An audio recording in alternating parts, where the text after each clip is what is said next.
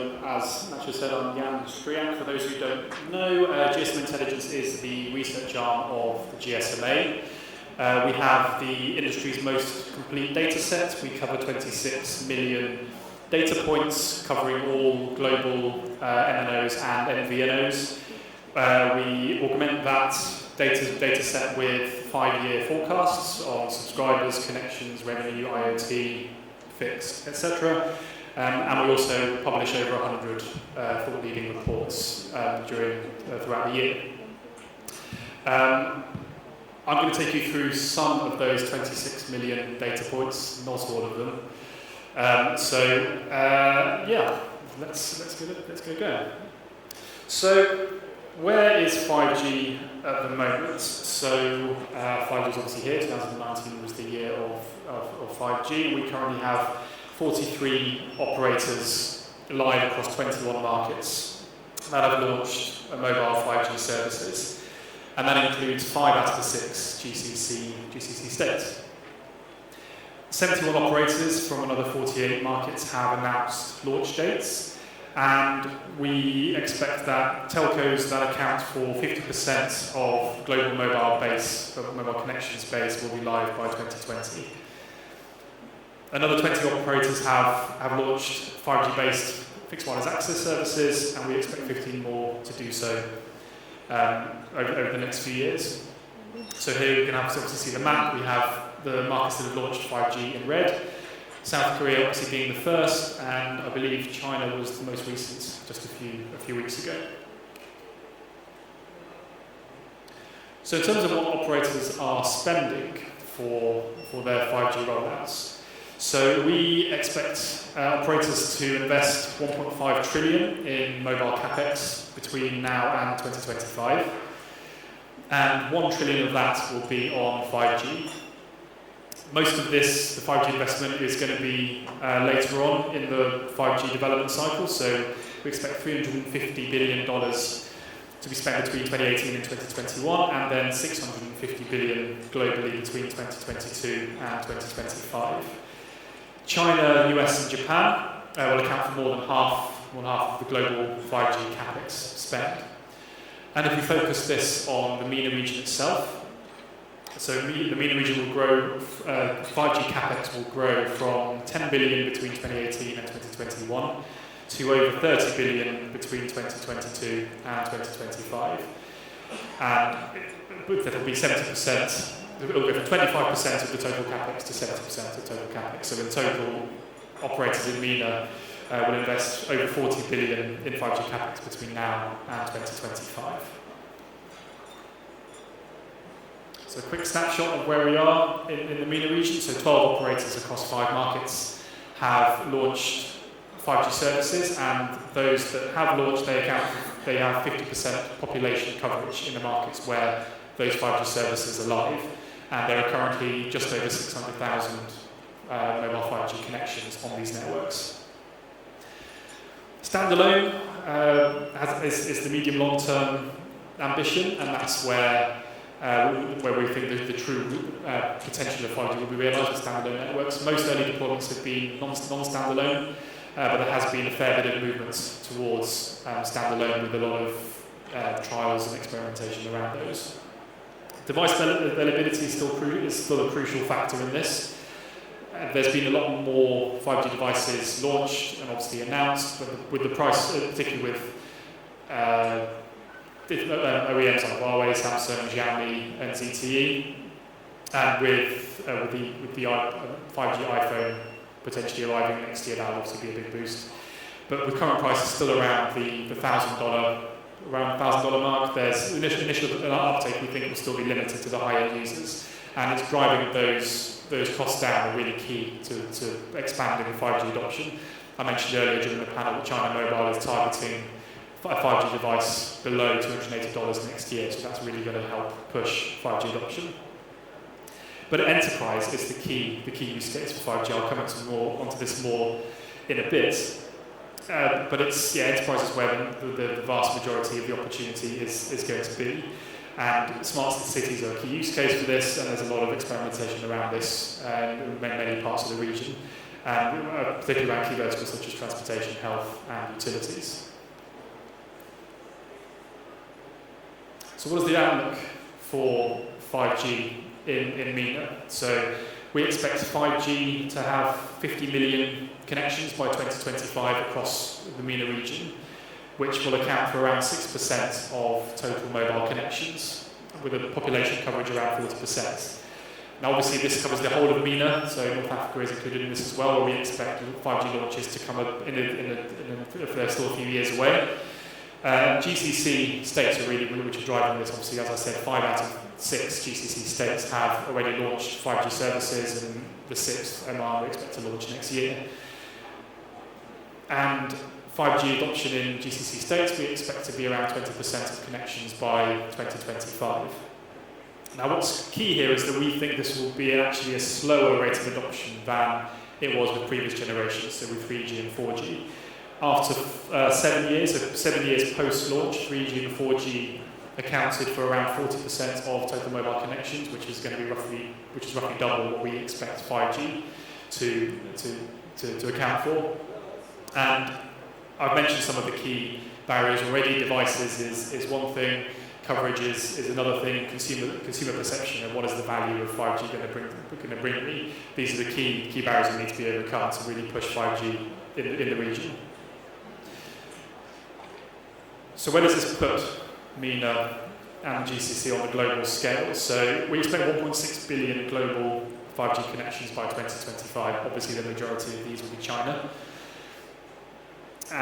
But we can see the GCC states will be above the global average in terms of 5G adoption. So the global average will be around 18% by 2025.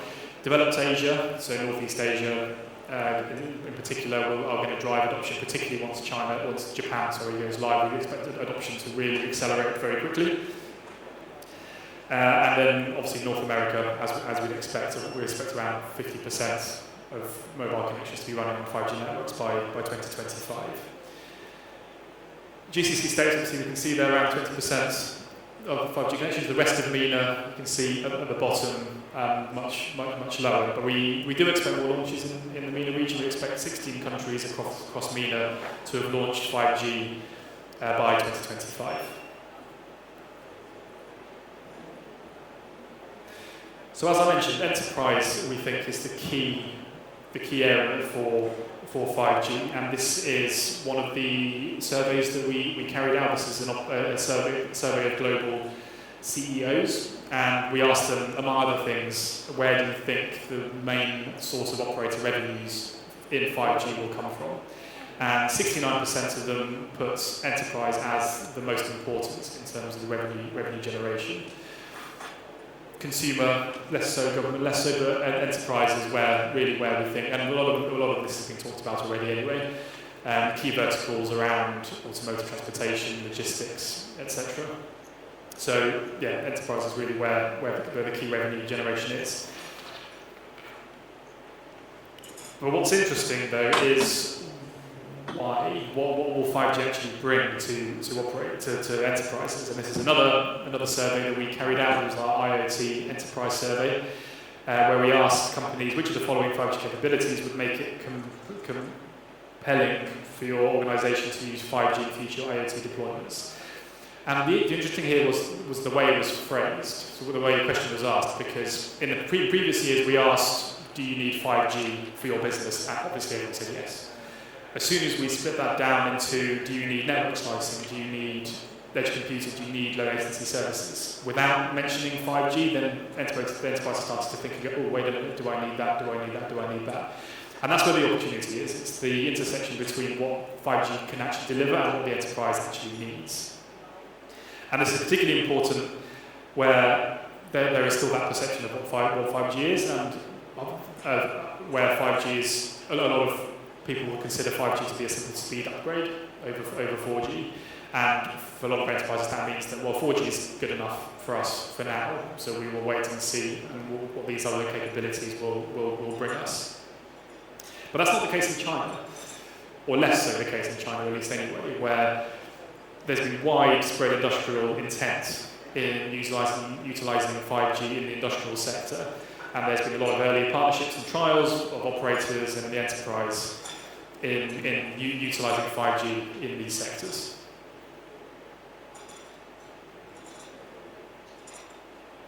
One more survey I'm going to throw at you. This was from our network transformation survey that we carried out this year, where we asked companies what they think the greatest barriers are to 5G adoption, and particularly around network investments. And spectrum came out as number one, probably unsurprisingly, but hopefully now with the agreement of millimeter wave that was reached at WRC last year, that will help smooth things out. In terms of cost, so infrastructure cost, device cost, etc., these are market-driven, industry-driven barriers, so hopefully these will resolve themselves over time. And then the use cases and the way to monetize. We've spoken a lot about that today, how we can monetize these use cases. Then it's becoming clearer, and the business cases are becoming clearer. So hopefully, again, over time, these will improve. My last survey stat for you. This is from our consumer survey that we run every year, and this year we expanded the list of questions around 5G. To ask consumers specifically what they think about 5G. So this was a question which was asked people who had already heard about 5G and what they think 5G will deliver. So 71% responded faster data speeds. Good, that's always a good sign when people know about that.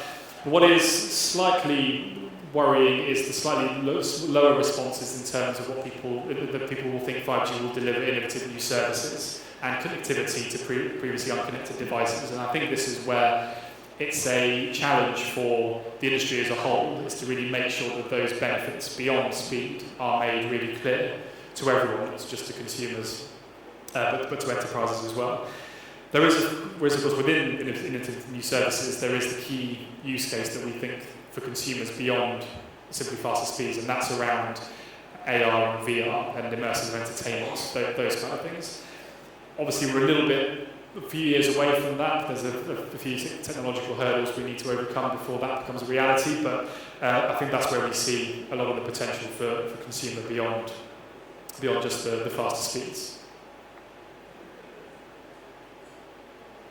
So what does all this mean? What will 5G bring? So we think that by 2034, 5G will deliver $2.2 trillion of value add to the economy. So this isn't just enablement, this is value add to the economy.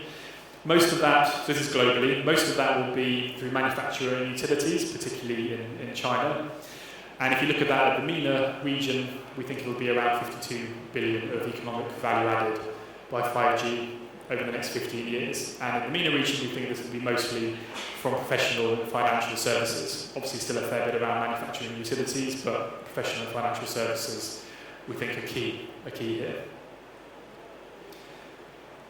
So thank you. That's a swift tour of all the data, some of the data that we have on our platform.